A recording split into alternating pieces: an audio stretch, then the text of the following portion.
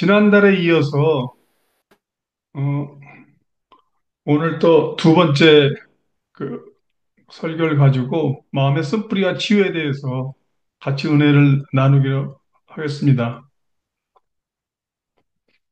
지난달에 제가 설명드린 내용을 잠깐 요약을 하고 치유라는 주제로 본격적으로 넘어가겠습니다. 지난달에는 이제 마음의 쓴뿌리에 대한 깊은 이해를 바탕으로 우리 마음속에 항상 두려움과 불안과 화가 있는데 에, 이제 두려움 같은 경우는 인간의 근본적인 그 실존의 감정이겠죠. 예. 그래서 이런 상황 가운데 하나님의 임재 속에서 부정적인 감정을 몰아내고 평안과 기쁨의 감정을 어떻게 누리는지에 대해서 말씀드리겠습니다. 관련되는 성경 구절은 이제 히브리서 12장에 나오는 그 마음의 쓴뿌리, 그러니까 쓴뿌리가 있어서 사실은 우리 모든 인간들이 이제 괴롭고 힘든데 이런 부분을 어떻게 다뤄야 될 거냐 하는 얘기고 그러기 위해서는 이제 우리가 항상 두려움을 갖고 살잖아요. 그럴 때 하나님께서 주시는 이 말씀 이사야서 41장 말씀 하나님께서 항상 함께하고 또 우리의 하나님 되고 또 하나님께서 늘 우리를 보호하시는 그런 내용입니다. 그래서 목차를 보면은 지난번에 기게스의 반지가 뭔지 하는 걸 잠깐 나눴고요.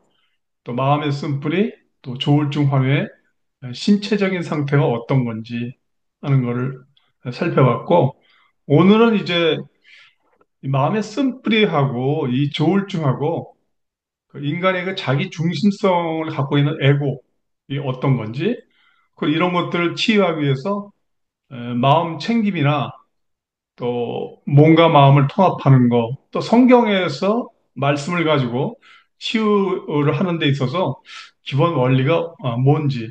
그래서 마지막으로는 이제 인간의 그 근본적인 실존의 감정인 이 두려움에서 어떻게 평안을 누릴 건지 하는 것으로 기게스 반지는 이제 지난번에 설명드렸기 때문에 넘어가겠습니다. 어, 또 악에 대한 근원을 이제 살펴보면은 결국 만물보다 인간의 마음이 제일 부패하다는 것을 이제 그 성경에서 계속 이제 증거하고 있습니다.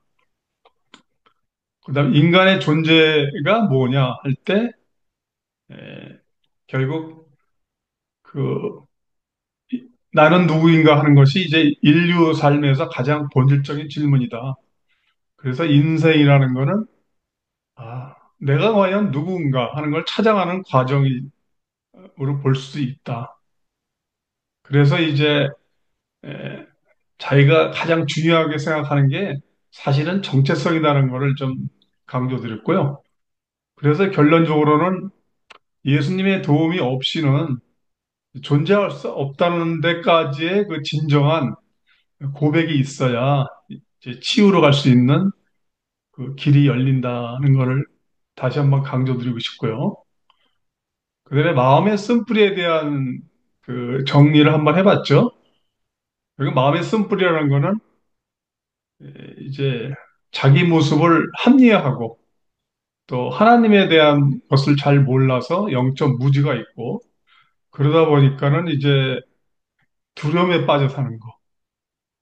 이제 그런 것들이 이제 감정적으로 또 우리 존재 심령 가운데 그런 것들이 이제 도사리고 있는 거죠.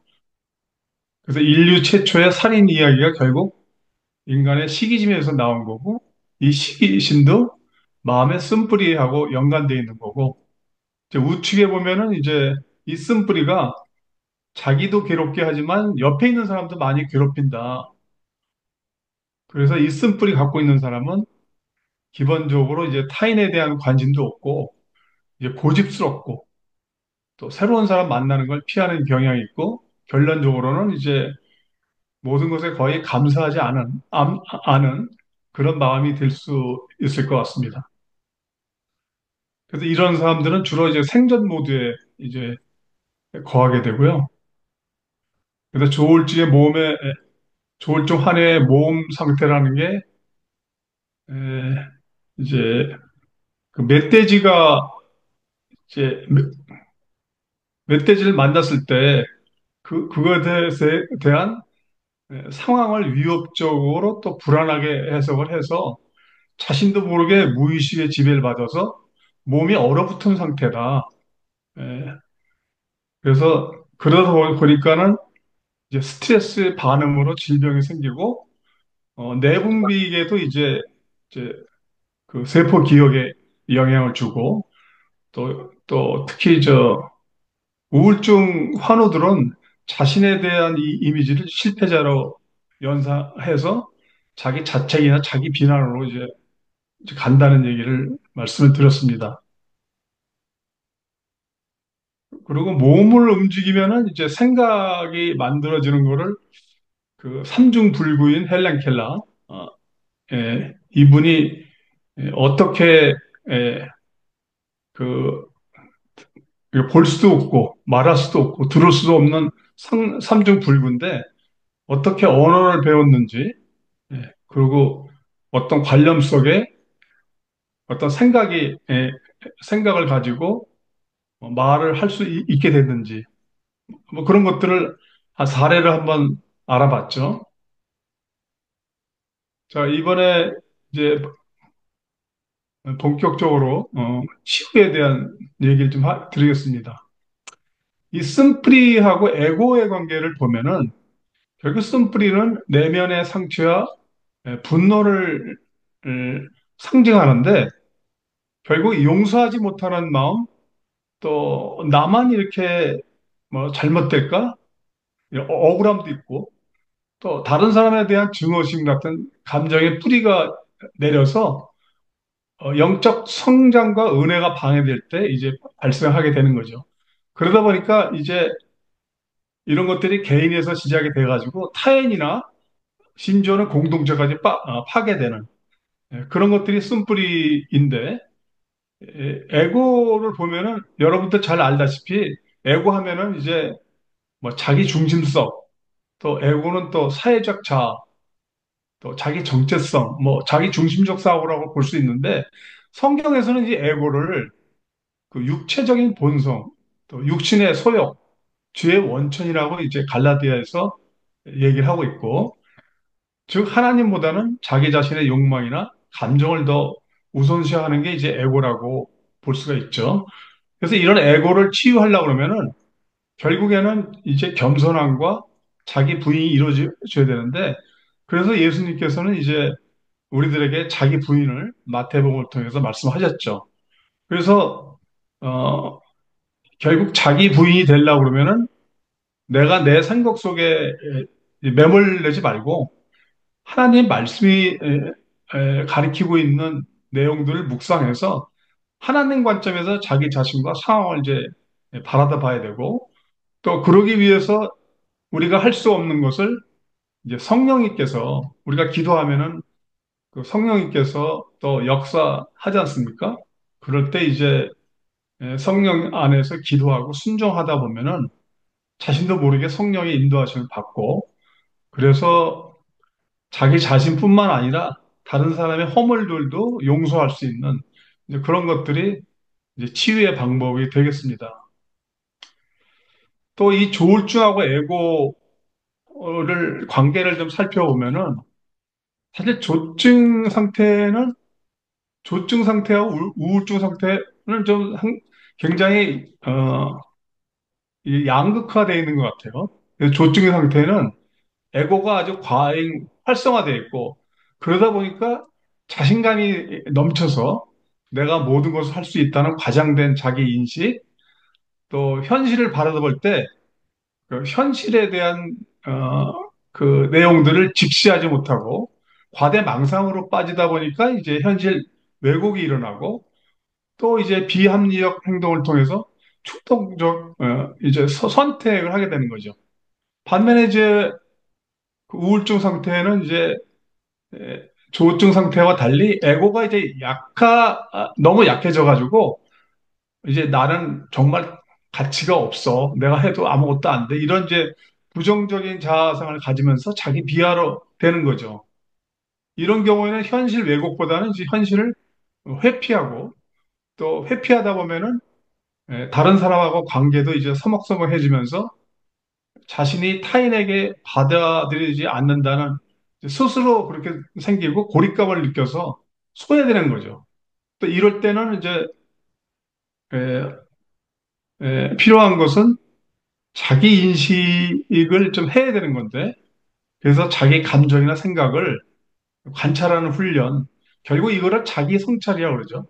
그러다 보면은 에고하고 현실의 균형을 이제 회복시키는 이런 것들이 치유의 방법이고 또 하나는 이제 잘 알다시피 그 인지치료로 또 이런 것들을 치료를 하게 되고 아까 말씀드린 겸손이나 자기 부인 결국 나 자신에 의지하지 말고 하나님을 먼저 바라보고 하나님께서 주시는 말씀을 가지고 그 거기서 얻어지는 하나님의 생각을 따라서 내 생각을 거기에 이제 얼라인시키고 맞추고 나의 생각을 쳐서 복종시키는 그러다 보면은 이제 자기 부인이 되는 거죠.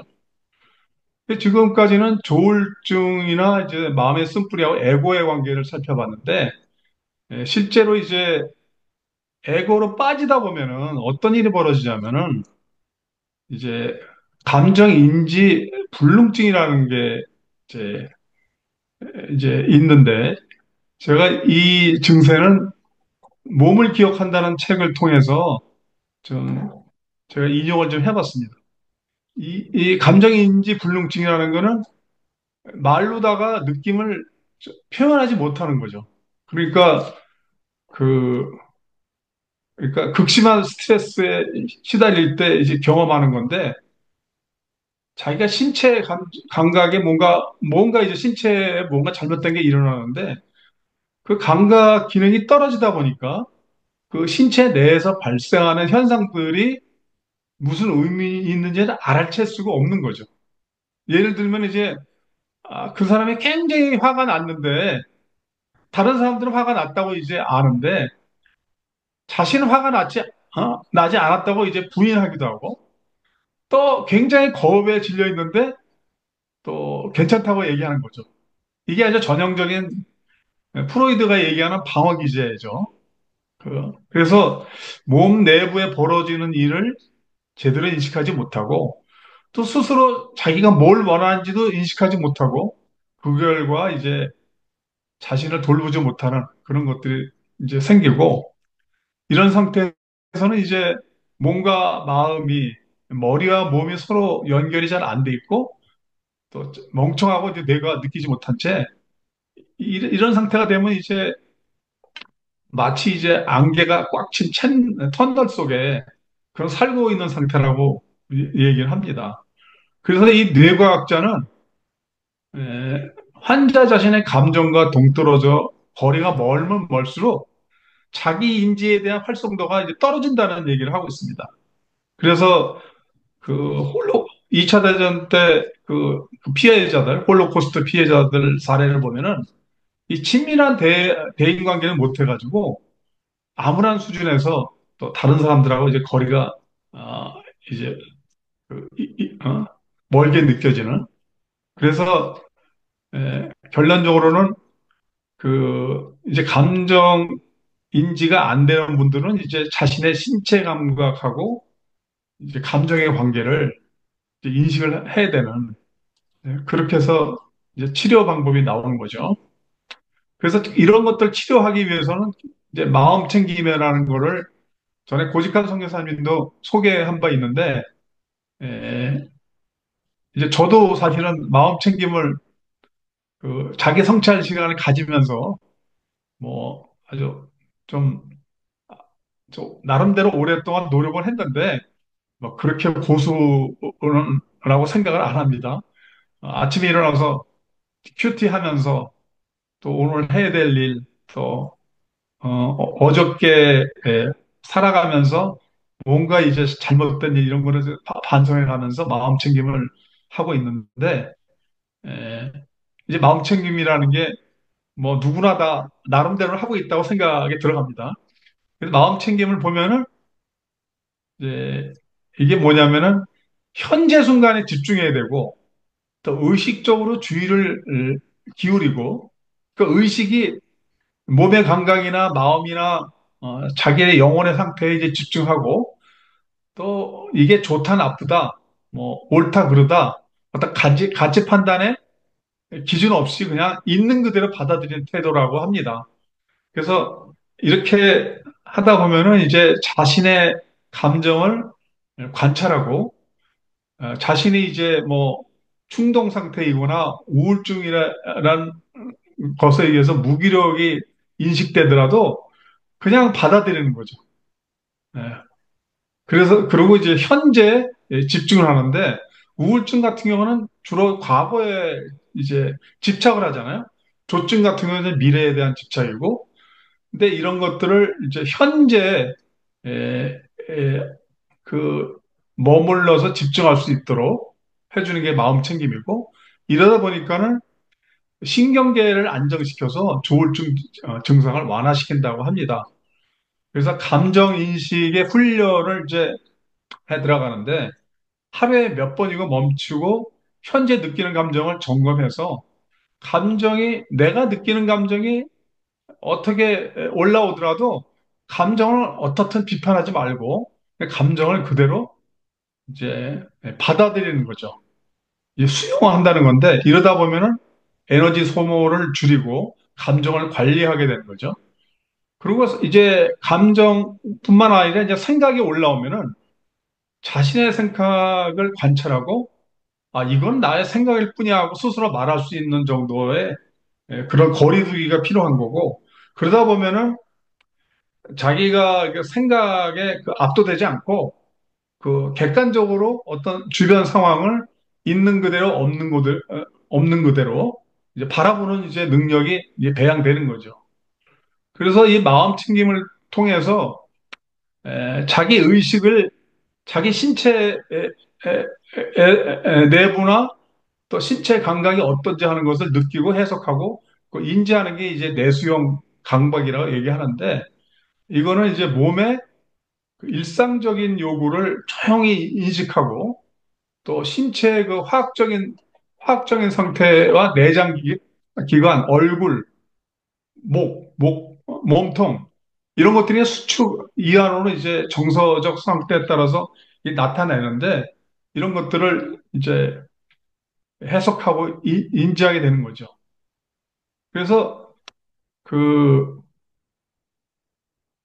이 내수용 감각을 키우다 보면은 그 자율신경계 같은 것들이 이제 균형이 잡혀지는데 이제 뭐 여러분들 잘 알다시피 교감신경계 하면은 몸과 뇌에 적정한 에너지를 공급해 할 때 이제 아드레날린이라는 호르몬이 나와서 이제 되고 부교감신경계 같은 경우는 주로 소화나 수면, 상처 치유의 기본적인 기능을 아세틸콜린 같은 호르몬을 통해서 이제 제공하는데 이제 자율신경계가 적당히 유지가 되려고 그러면은 이제 우울증이나 불안이나 분노가 올라왔을 때 이제 호흡을 하는 거죠.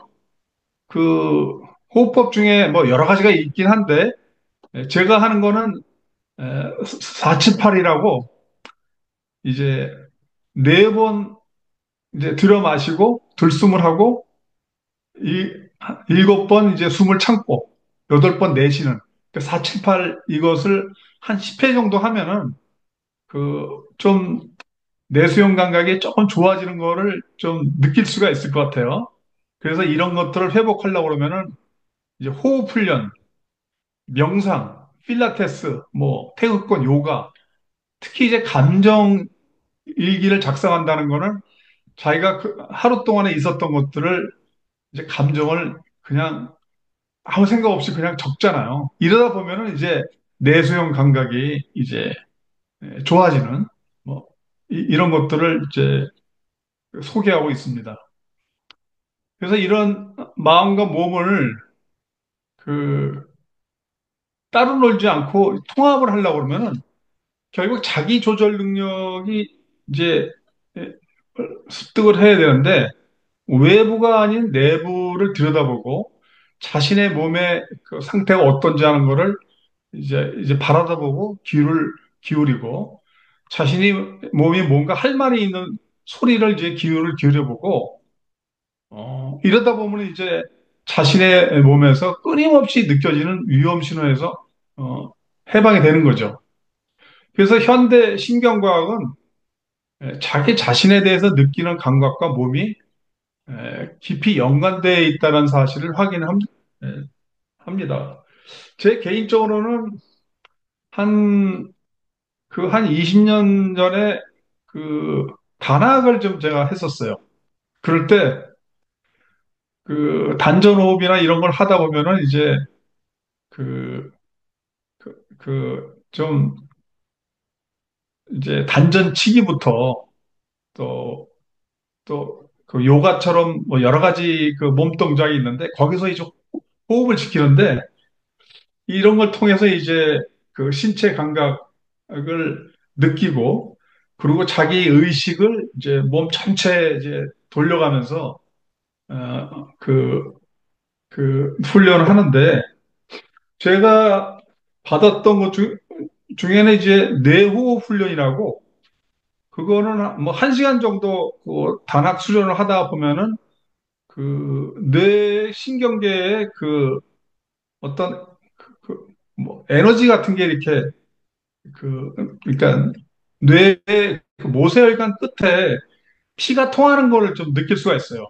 그러니까 이게 머리 회전을 아주 많이 한다든가 또 그 고관절 뭐 운동 또 그 뭐 그 허리 운동 그리고 둥글레라고 그래가지고 완전히 뒤로 이렇게 자빠져가지고 그 발끝을 어깨까지 이렇게 올리는 그러니까 바닥에 누워가지고 그렇게 하는 운동들이 있는데 이런 걸 하다 보면은 어, 그 확실하게 뇌의 그 혈액순환이 잘 되는 걸 좀 느낄 수 있거든요. 그러니까 이런 것들도 이제 몸과 마음에 통합하는 어떤 방법인 것 같아요.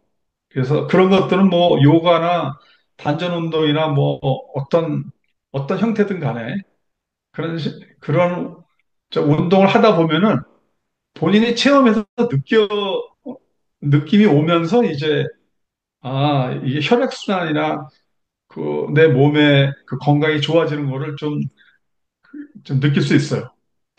예. 그래서 여기서 이제 현대 신경과학에서는 이제 자기 자신에 대해서 느끼는 감각이 몸과 깊이 연관돼 있는데 건강하다는 얘기는 이제 자율신경계가 잘 발달돼 있다는 얘기고 그렇다는 얘기는 이제 교감신경계하고 부교감신경계가 상대적으로 이제 균형과 조화가 이루어졌다는 그런 의미인데 들숨 같은 경우에는 우리가 원래 태어날 때 아기들이 이제 복식 호흡을 하면서 그 숨을 엄청 깊이 들여 마시잖아요. 그래서 이제 들숨을 이렇게 하다 보면은 교감신경계가 자극받아서 심장 박동수가 아주 늘어나고 날숨 같은 경우는 또 부교감신경계가 자극받아서 심장 박동수가 감소하게 됩니다. 이럴 때 들숨하고 날숨이 이제 번갈아 가면서 이루어지는데 심장 박동수가 이제 차이가 나거든요. 근데 이제 건강한 사람 같은 경우는 심장 박동이 일정하게 되고 리드미컬 하게 되는데 그래서 들숨 날숨인 경우에 그 심장 그 호흡의 그 주기의 그 인터벌 같은 것들이 아주 일정하면서 리드미컬하게 생기는데 그 스트레스를 많이 받은 사람, 트라우마가 있는 사람들을 그 영상 촬영을 하다 보면은 이런 것들이 불규칙하고 또 뇌파 같은 것들이 다르다는 거를 이제 신경과학자들이 그 영상 기술을 통해서 이미 다 이것들은 이제 에, 에, 확인한 상태이고 그래서 이제 스트레스가 쌓이거나 뭐 어떤 실망이나 어떤 좌절이 있을 때 이럴 때는 이제 심박 변이도를 측정을 하면은 자율신경계 균형이 어느 정도 이루어진지 알 수가 있어요. 그래서 마음과 몸을 얼마나 됐는지 알려고 그러면은 결국에 적절한 심박 변이도를 유지하고 있는지 아닌지를 확인하면 되고, 특히 이제 갑자기 조증이나 우울증이 왔을 때 그 호흡법을 가지고 하면은 어느 정도 근본적이지는 않겠지만 일시적으로 그것을 어, 그, 마음을 가라앉히는 그런 효과적인 방법이라고 저는 생각을 하고, 또 호흡법 같은 걸 배워서 한번 해보는 것도 저 강추해 드립니다. 특히 이제 나이를 먹어가면서 그 뇌세포들이 좀 이렇게 죽잖아요. 그죠?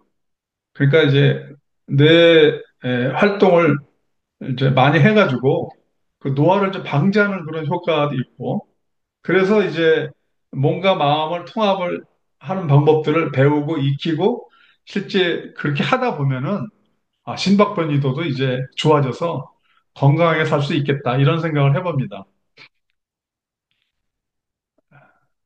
뭐 앞서 뭐 여러 가지 얘기했지만 제가 다른 것보다도 요 말씀은 꼭 드리고 싶었어요.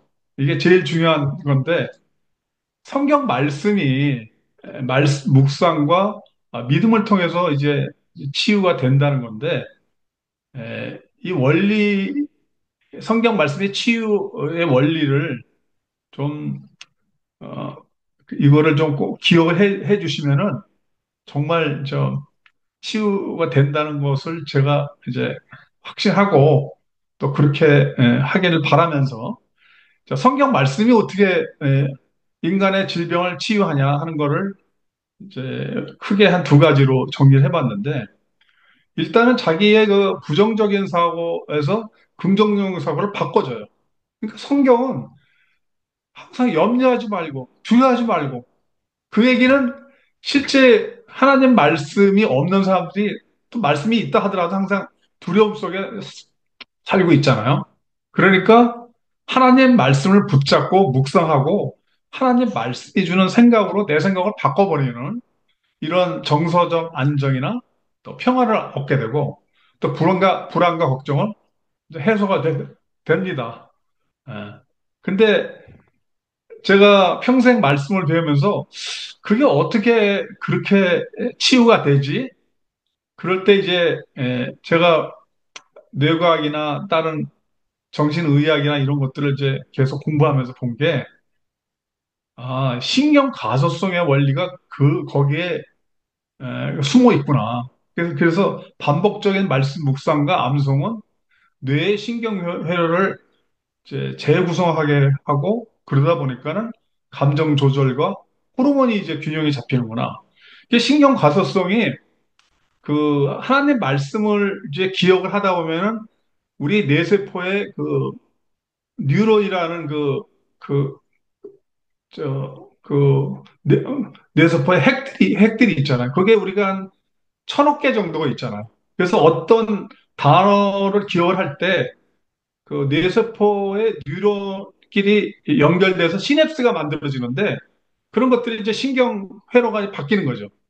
그러니까 우리가 하나님 말씀이 없을 때 이제 두려워하고 걱정하고 그러던 것들을 하나님의 그 임재나 하나님께서 역사하신다는 것을 내가 진짜 100% 믿고 모든 것이 하나님으로부터 나왔음에 하나님이 돌아간다. 하나님께서 모든 것을 창조하셨고 이 세상에 존재하는 그 피조물들은 하나님으로부터 말미암고 하나님으로 돌아간다는 그런 생각을 계속 하다 보면은 이제 뇌 신경회로가 바뀌는 거죠. 그래서 부정적인 그 사고에서 이제 긍정적인 사고로 가고 그러면서 이제 스트레스가 왔을 때 스트레스 호르몬이 감소가 되고 행복 호르몬이 증가되는 거죠. 그래서 스트레스 관련되는 호르몬이 코르티졸 같은 게 이제 불안과 과잉 흥분 상태가 왔을 때 이제 줄여주는데 요건 세포 기억도 이제 온전하게 해주는 그런 역할을 하게 되는 거죠. 그래서 긍정적 감정이 오게 되면은 도파민이나 세로토닌, 옥시토신 같은 게 이제 그런 호르몬이 증가하게 되고 또 찬성과 감사와 기도를 하다 보면은 뇌의 그 보상 시스템이 이제 활성화되는 거죠. 또 이런 것들이 자기의 어떤 의식이나 이런 것들을 자기의 그 신체 각 부위에다가 집중하다 보면은 좀 어느 정도 이제 느낄 수가 있는 게 되는 거죠. 신체 감각이 올라가면은 그렇게 될 수 있는 거죠. 그리고 성경 말씀이 또 두 번째는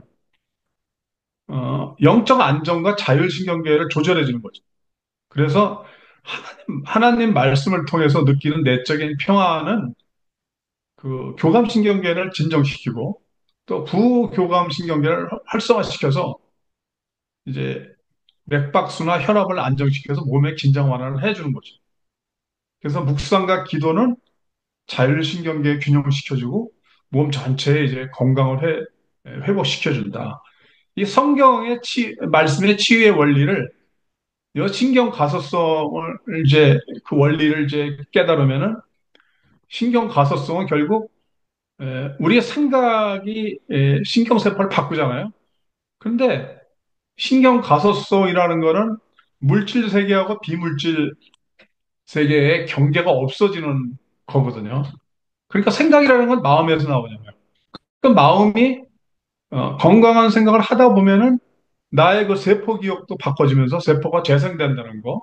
그러면서 이런 원리가 신경 가소성이구나. 이거는 과학적으로 다 입증이 되어 있기 때문에 저는 그렇게 주장을 해요. 보이지 않는 하나님의 영이 인간의 생각을 영향을 줘서 긍정적인 생각으로 바꾸면은 결국 뇌세포도 좀 하나님께서 회복시켜주고 다시 이제 그 원래 상태로 이렇게 만들어 주시는구나. 그래서 마음이 날마다 새롭게 되면은 신경 가소성의 그 원리가 작동을 해가지고 나이는 계속 먹어가지만 마음은 이제 새롭도다 할 때 마음이 젊어진다는 것을 제가 이, 이제 이런 과학의 그 어떤 증거가 있기 때문에 제가 믿음이 더욱더 이제 더 성장이 되면서 말씀에 대한 확신이 더 커지더라고요. 그래서 이제 그 상한 감정을 어떻게 치유해야 되냐.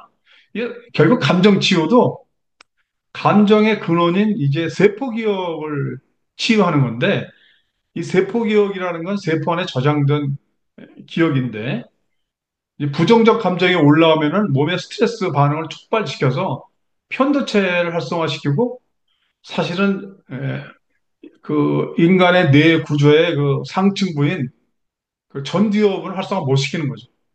그래서 그 부정적인 감정은 편도체를 활성화시키긴 하지만 우리의 그 어떤 이성이라든가 생각이나 이런 합리적인 생각 이런 것들을 생산적으로 할 수 있는 전두엽을 활성화 못 시킨다는 거. 그래서 파괴적인 기억 같은 경우에는 이제 그 전두엽까지 못 올라가죠. 그래서 고통스러운 생각을 한다는 거는 결국 파괴적인 기억에서 나오는 거고, 이 파괴적인 기억은 결국 만성 통증과 다양한 질병의 원인이 되는 게 결국 우리들 무의식 속에 억압되어 있는 화하고 격려와 분노가 있다는 거죠. 그래서 마음 챙김이라 자기 내부 감각을 이제 깨우면서 이런 부분들을 좀, 좀 내적 성찰을 통해서 마음 챙김을 통해서 보시면은 그러면 이제 상한 감정이 치유가 된다는 거죠. 그래서 세포 기억을 이제 무의식의 지배해서 무의식은 어떻게 보면은 그 뇌 구조로 볼 때는 이제 그, 에, 그 의식하고 무의식으로 이제 구분한 예가 있는데 이제 편도체하고 밑에 그 하층부 그러니까 뇌가 3층부로 돼 있잖아요. 맨 위에는 전두엽, 그 다음에 이제 두정엽, 그 다음에 편도체, 그 밑에 이제 뇌간 이렇게 파충류 뇌가 있잖아요. 그래서 세포 기억이 이 무의식 지배에서 의식적인으로 전환해야 되려고 그러면 결국 전두엽 쪽에 그 상층부가 이제 작동이 돼야 되고, 어, 그래서 무의식 생각은 어떻게 보면은 인간의 생각의 어두운 쪽이고 의식적인 생각은 인간의 생각의 발급이라고 보시면 좋을 것 같습니다. 그래서 두려움과 부정적인 믿음, 좌절감, 분개, 죄책감, 절망감, 완벽주의 이런 것들은 다 파괴적인 감정인데 이런 것들 생기면 이제 뇌세포, 세포 기억의 에너지 패턴을 또 바꿔주거든요. 그래서 긍정적인 생각, 또 성령이나 말씀이 주는 생각으로 바꾸면은 세포 기억의 에너지 패턴이 바뀌어지면서 결국 DNA까지 이제 바뀐다는 게 이제 기본 내용이 되겠습니다. 그래서 결론적으로 이제 제가 요게 이제 결론 부분인데요. 어, 아까 히브리서나 이사야 말씀 드릴 때 인간의 실존의 기본적인 근원적인 밑바탕의 감정은 두려움이다. 그래서 두려움은 고통에 대한 이제 반응인데 우리는 모두 고통을 경험하지만 두 가지 종류의 사람이 있는 거죠. 한 사람은 사랑을 선택하는 사람이 있고 한 사람은 두려움에 굴복하는 사람이 있다는 거죠. 그래서 부정적인 감정과 믿음을 유발하는 두려움은 이건 또 위장에도 영향을 주고 또 모든 인간의 질병과 증상은 그 내분비계하고도 연관이 되는데 이런 것들이 근원적으로 캐 올라가면은 세포 기억에 이제로부터 영향을 받는다. 근데 이제 평화라는 그 우리 인간의 근원적인 그, 그 실존 감정은 이제 두려움에 의해서 방해받지 않는 거죠. 왜 그 안에는 그 하나님의 영이 우리 무의식 가운데 믿는 사람한테 있기 때문에 상황에 아무리 힘들고 어렵다 하더라도 이제 하나님께서 주시는 평화로 살기 때문에 두려움에 방해되지 않는다는 거죠. 그래서 이제 그, 특히 이제 조울증 환자들의 증상이 아니 나는 안 돼. 나는 그런 자격이 없어. 다른 사람은 성공할 수 있어서 나는 안 돼. 이런 것들이 이제 파괴적인 세포 교육인데 그런 것들이 이제 우리의 삶을 지배한다는 거죠. 그래서 이것을 이제 두려움에서 평화와 사랑으로 가야 되는데 결국 사랑이라는 거는 궁극적으로 모든 건강의 근원이다. 그리고 평화는 그 우리의 노력으로 얻을 수 있는 그 미덕이 아니고 또 평화는 사실은 사랑하는 마음에서 자연스럽게 우러나오는 결과인데 이런 것들이 오게 되면은 자기도 모르게 두려움이 이제 가라앉게 되는 거죠. 그래서 성경에 많은 그 인물 중에 우리가 본받을 인물 중에 뭐 바울이나 뭐 예수님이나 여러 인물들이 이제 다윗 같은 경우도 그렇고 그 이제 평강이라든가 이 평화에 대한 그 감정을 갖고 있고 결국 두려움과 싸워서 하나님의 힘으로 이긴 것들이 이제 성경 인물들의 삶이 되겠죠. 그래서 지금까지 설명드린 얘기는 이제 기게스 반지를 통해서 인간의 마음은 본질적으로 부패하고 하나님을 떠난 인간은 이제 불안정하다. 그리고 모든 인간은 마음에 쓴뿌리가 있고 어, 어떻게 보면은 제가 지난번에 그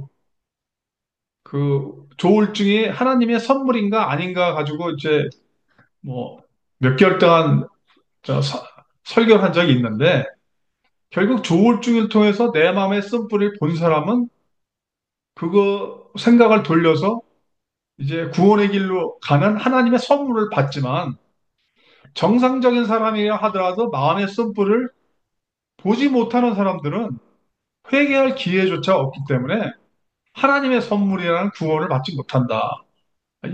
어떤 의미에서는 그런 의미에서 이제 조울증을 통해서 마음의 쓴뿌리를 보게 되면은 치유의 길로 가서 이제 구원의 길로 가는 거죠. 이거야말로 하나님께서 주시는 선물을 받을 수 있는 거죠.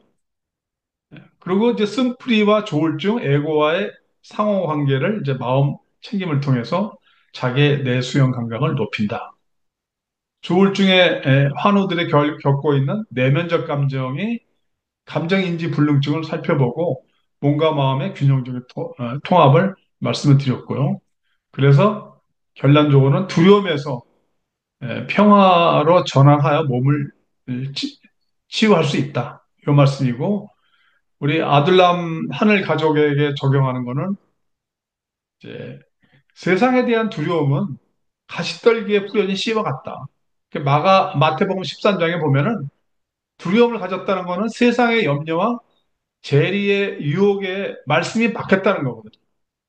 이걸 꼭 기억하고 붙잡고 우리가 살아가야 될 것 같고요.